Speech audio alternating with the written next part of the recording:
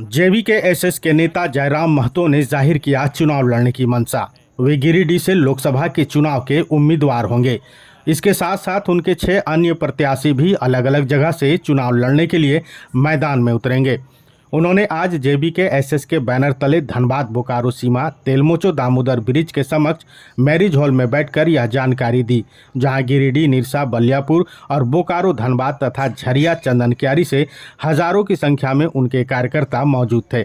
उन्होंने सर्वसम्मति से चुनाव लड़ने की घोषणा करते हुए अपने आप को गिरिडीह लोकसभा के उम्मीदवार के रूप में घोषणा कर दी है। वहीं चुनाव को लेकर सभी ने एक स्वर में जयराम महतो का समर्थन किया है। वहीं पूरे जोशो खरोश के साथ जयराम महतो को जीत दिलाने के लिए उनके कार्यकर्ता कमर कस ली है। मीडिया से बात करते हुए जयराम महतो ने कहा कि जिस तरह से बंगाल में बंगाली, बिहार में बिहारी, उड़ीसा में उड़ियों को अपने राज्य में सबसे पहले हक मिलता है, उसी तरह झारखंड में झारखंडियों को उसका हक मिलना चाहिए। यहाँ किसी भी तरह की कोई बाहरी भीतरी की लड़ाई नहीं है, मगर हमें अपनी ज़मीन पर सबसे पहले हमारा हक है। जिस तरह से हमारे राज्य के लोग अन्य राज्यों में हैं, उसी तरह से दूसरे राज्य के भी लोग हमारे राज्य में रह रहे हैं। उनसे हमें कोई दिक्कत नहीं है। यहाँ की जनता हम पर विश्वास करती है और उनके विश्वास ने ही हमें चुनाव लड़ने को प्रेरित किया है। इसलिए हमें विश्वास है कि हमें जनता का साथ जरूर मिलेगा। चुनाव जीते या हारे वह मैटर नहीं करती। मैं जनता की आवाज़ हूं और सदा जनता की आवाज़ बनकर रहूंगा। इसके लिए चाहे सदन में आवाज़ उठानी पड़े या सड़क पर उतरना पड़े, मैं शोषित, पीड़ित और दबे कुचले लोगों के साथ खड़ा रहूंगा। देखिए, सबसे पहली बात है, उस समय 2 चीज़ें होंगी। जिनका साथ देंगे उनसे एक बार चर्चा होगी कि आप हमारे मुद्दों के साथ कितने हैं, हमारे जो स्थानीय मुद्दे हैं उनके साथ आपकी क्या प्रतिक्रिया है। और दूसरा राय होगी जनता के साथ कि हमको किसके साथ जाना चाहिए। क्योंकि आज सोशल साइट्स का ज़माना है।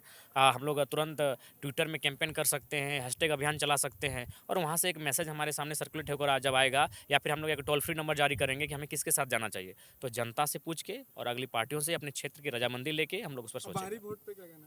देखिए, सबसे पहली बात तो हम ये कहना चाहेंगे कि जिस प्रकार हमारे लोग महाराष्ट्र में रहते हैं, जिस प्रकार हमारे लोग तमिलनाडु में रहते हैं, उस प्रकार हमने कभी किसी को नहीं, हमने कभी भी नहीं कहा ये बाहरी भीतरी की लड़ाई है। हमने ये कहा कि बंगाल हमारा बड़ा भाई है, उसके पास 88,752 वर्ग किलोमीटर है।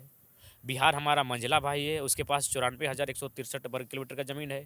उड़ीसा हमारा संझला भाई है, उसके पास 1,55,707 वर्ग किलोमीटर है। और झारखंड सबसे छोटा है, इसके पास 79,714 वर्ग किलोमीटर है।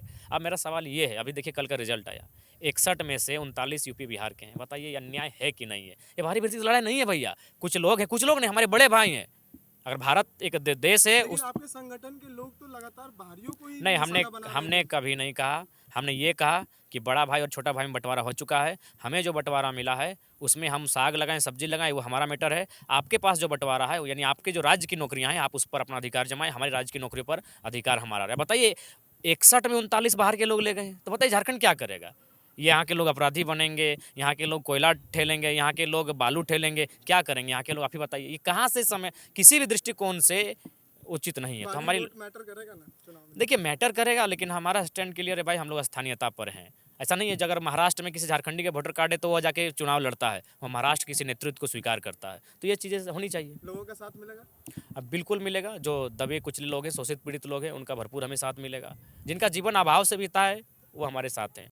देखिए, भारत एक लोकतांत्रिक देश है, ख्वाब देखना बुरा बात नहीं है। और इस जब जनता हमसे चाह रही है, हमने तो कभी नहीं चाहा कि हम लोग चुनाव लड़ेंगे, जनता ने चाहा है। तो अगर जनता ने चाहा है तो हम लोग आते हैं। अगर अवसर मिलेगा तो सेवा करेंगे, नहीं मिलेगा तो सड़क में सेवा करेंगे, और मौका मिला तो सदन के भीतर से सेवा करेंगे, सेवा की बात करेंगे। हम लोग ये नहीं कहेंगे आदरणीय प्रधानमंत्री की जगह कि मेरा क्या है, हम तो झोला उठा के चल जाएंगे। ये बयान हमारा नहीं रहेगा, क्योंकि मेरा है, मेरे बाप का लहू बहा है, इस मिट्टी के कण कण में मेरे बाप का रक्त दिखता है, इसलिए हम झोला उठा के कहीं नहीं जाएंगे। अगर जीतेंगे तो सदन से बात करेंगे, अगर नहीं रिजल्ट कर पाएँ तो सड़क से झारखंड की आवाज़ को बुलंद करेंगे, लेकिन झोला उठाकर कहीं नहीं जाने वाले हैं।